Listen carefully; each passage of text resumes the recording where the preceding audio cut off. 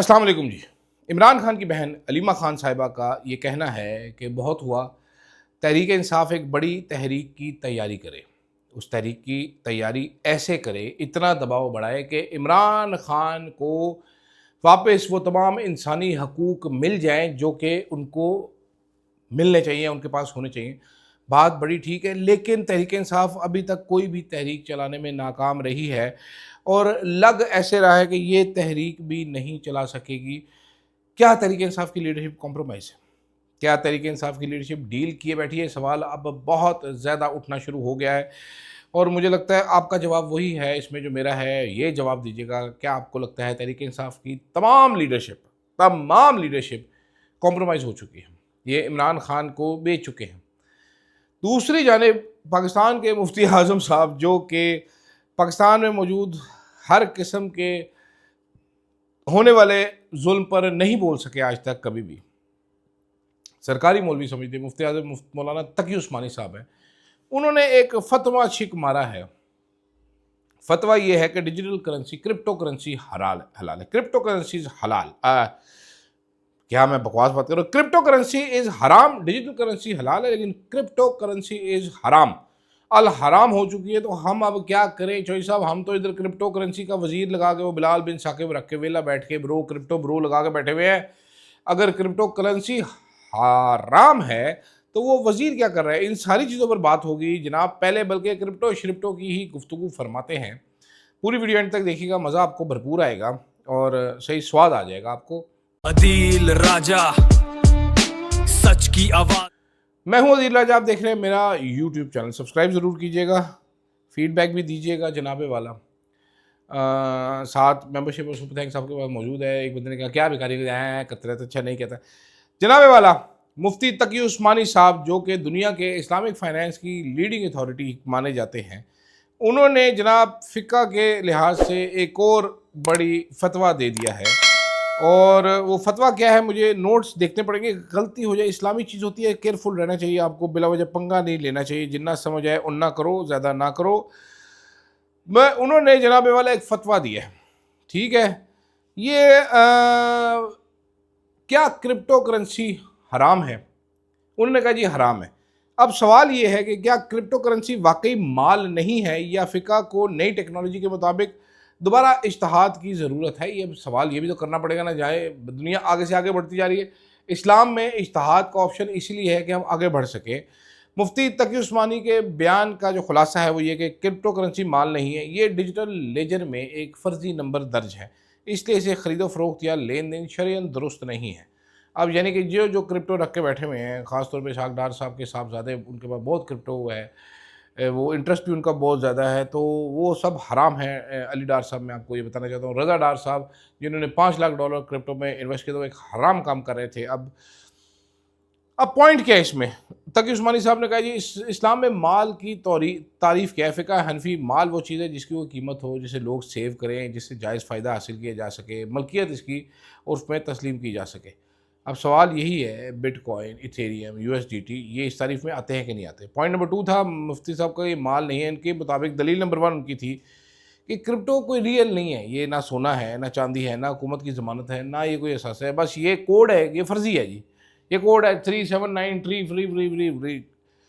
इसके बाद जनाबे वाला ये अनसर्टेनिटी, उन्होंने कहा है कि ये अनसर्टेनिटी बहुत ज़्यादा इंतहाई वो उसमें है कि क्रिप्टो की कीमत चंद घंटों में 100% अप्रिशिएट हो सकती है, 200% नीचे गिर सकती है, अंदरूनी वैल्यू है नहीं, इंतहाई गैर यकीनी का शिकार ये चीज़। फिर इसमें दलील नंबर 3 उनकी है कुमार, यानी कि स्पेकुलेशन। ये लोग गैम्बल करते हैं, प्राइस गैम्बल करते हैं, इन्वेस्टमेंट नहीं करते।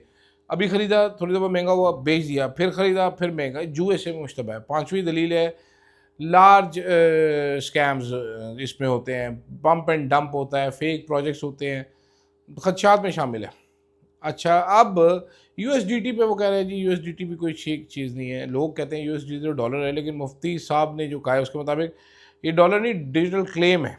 इशूअर नाकाम हो गया तो फिर क्या होगा? आपको याद है ना, एटीएम पे जाते हैं, इशूअर फेल्ड आता है, तो हम समझते थे ईश्वर है ये, कोई ईश्वर नहीं तो ईश्वर था। तो कोर आर्गूमेंट थे जनाब ये सारे के सारे। अब अगर हम बात करें, इसके काउंटर बात करें, जो मुफ्ती तकी, क्योंकि देखें दुनिया अब ये मैं कोई मुफ्ती तकी उस्मानी जितना लाइक फाइक आदमी तो नहीं है इस्लाम में, लेकिन एक कॉमन सेंस की बात है कि मौलाना साहिबान तो लाउड स्पीकर को भी हराम करार देते थे। कुछ अर्से से पहले वो याद है, वो कह रहे थे कि साइंसी तरीके से चांद नहीं देख सकते, आपने नंगी आंख से देखना है।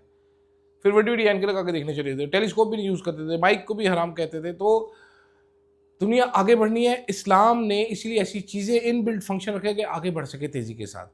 तो काउंटर पॉइंट इसका देखते हैं ज़रा। माल की तारीफ, मतलब सिर्फ फिजिकली माल तो नहीं हो सकता ना, अब इस दुनिया में वर्चुअल वर्ल्ड बनने जा रहा है, तो हमें ग्रो करना पड़ेगा। इंटेलेक्चुअल प्रॉपर्टी, सॉफ्टवेयर, ठीक है, intellectual property right, credit card, बिजली, फर्ज करें क्या नज़र आती है आपको, डिजिटल राइट्स आपके जो हैं, ये सब मतलब फिजिकल कुछ भी नहीं है, कीमत इनकी सबकी है। बिटकॉइन भी इसी तरीके से फिर माल में आता है कि नहीं आता? कीमत तो है बिटकॉइन की कि नहीं है? बिटकॉइन की कीमत, आप वेबसाइट कोई बनाते हैं, वेबसाइट क्या पकड़ सकते हैं आप? कुछ नहीं है ना। डिजिटल आपकी आइडेंटिटी कुछ भी नहीं, डिजिटल है ना, फर्जी है ना, सिर्फ डिलीट हो जाएगी। फिर ये जो कागज़ की करेंसी जो होती है, फियाट करेंसी जिसको बोलते हैं, ये तो कागज़ ही है ना। मतलब क्या वैल्यू है इसकी? 5,000 के नोट की क्या वैल्यू है? हम ये देते हैं तो 5,000 रुपये मिलता है, अगर गवर्नमेंट की गारंटी पीछे से हटा दो तो क्या होगा? उसके ऊपर लिखा हुआ है ना कि भाईजान इतने पैसे देने का तलबगार है, हुकूमत ने बनाया हुआ है, ट्रस्ट पे खड़ी हुई ना, स्टेट के ट्रस्ट के ऊपर। तो अगर कोई आप इस कागज़ को आप माल कहते हैं, तो फिर बिटकॉइन भी तो माल है, अगर पीछे ट्रस्ट आ जाए।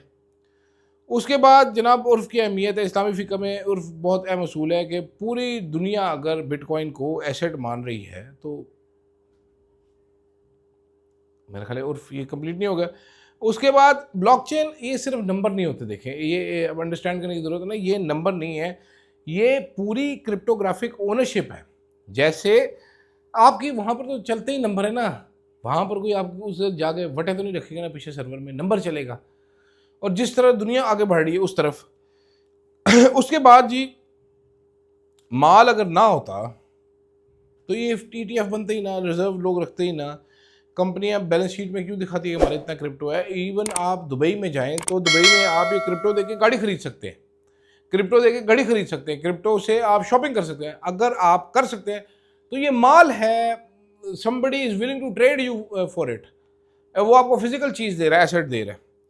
फिर अगर वॉलेटिलिटी, कीमत उतार चढ़ाव गैर यकीनी है, वो ऑयल में कितनी ज़्यादा है आजकल, तो जो साहब सिल्वर, सोना क्रैश हो गया, सिल्वर सोने की प्राइसेस, स्टॉक मार्केट अन्य वात है, रब दी राह। और स्कैम, अगर आप इन्होंने स्कैम को भी कहा, स्कैम होता है, स्कैम प्रॉपर्टी में थोड़ा होता है, पूरी पूरी हाउसिंग सोसाइटियाँ तो जाली निकल रही हैं। स्टॉक मार्केट फॉरेक्स में स्कैम थोड़ी होते हैं, पेट्रोलियम में स्कैम थोड़ी होता है। बिटकॉइन अच्छा बुरा तो नहीं है, माल है कि नहीं है? अगर है, पहले तो ये सब फैसला करना ना कि माल है तो फिर अगली बहस है, नहीं है तो बहस ख़त्म हो गया।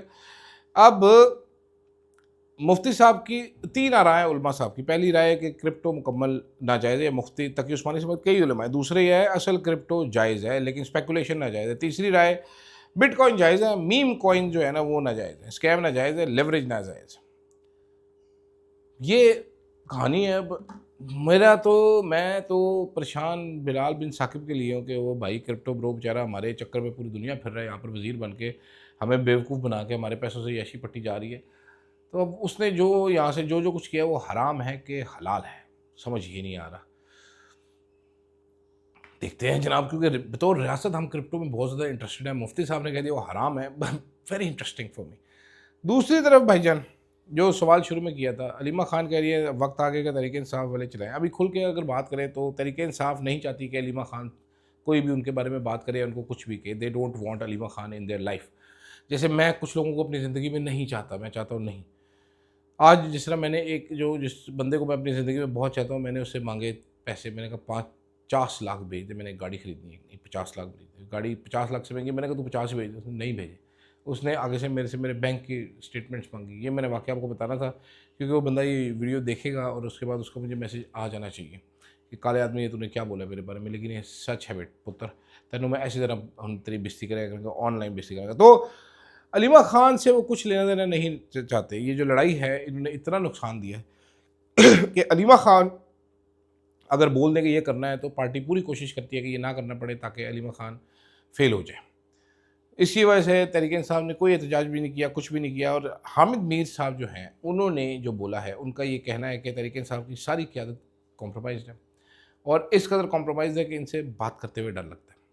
मैंने शुरू में आपसे सवाल छोड़ा था, अभी उसका जवाब मैं आपको दे देता हूँ कि बिल्कुल ठीक बात कह रहे हैं ये हामिद मीर साहब। और मेरा भी अपना ये ख्याल है। बहुत से लोगों का मुझे पता है वो कॉम्प्रोमाइज़ है, कुछ होंगे कुछ नहीं होंगे, सबका नहीं कहता, लेकिन बेशतर लोग कॉम्प्रोमाइज़। फीडबैक ज़रूर दीजिएगा, इजाज़त दीजिएगा, अल्लाह हाफ़िज़।